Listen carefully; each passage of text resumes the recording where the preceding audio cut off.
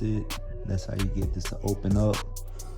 Let's go ahead and take this controller out using a T25 for this top screw. Same thing with this bottom screw at the bottom. For the back, same thing. You want to use an 8mm wrench for the top and for the bottom. So we're gonna hold this in place.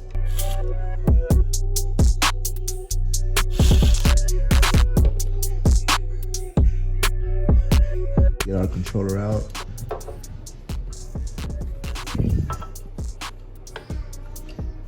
Right at the bottom you have all these wires. We're just gonna disconnect all these tabs because majority of this is not gonna be needed except for the connector.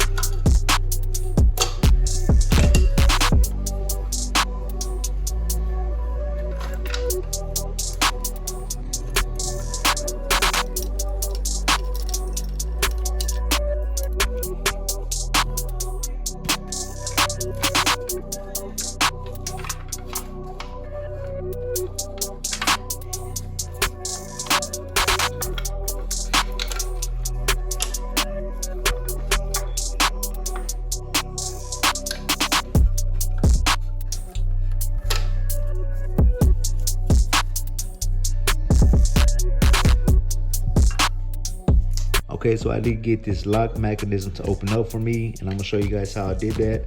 So this lock mechanism connects to the Bluetooth receiver, and from there it goes up to the controller, up to the display unit.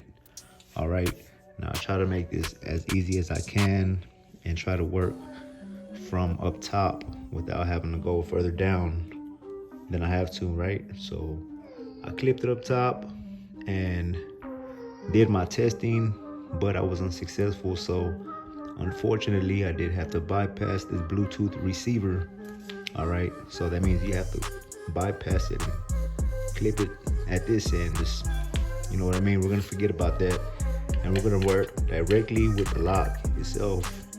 All right, what we're gonna need here is just this black and red wire and a 5-volt battery. Let's get to it.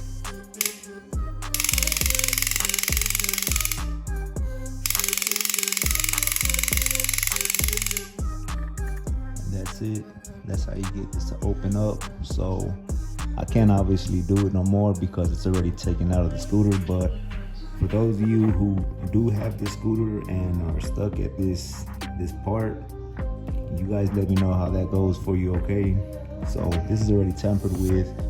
That being said, it's probably already jammed inside. So my next step is undoing these bolts and looking inside and then activating the battery, seeing where it's stuck at.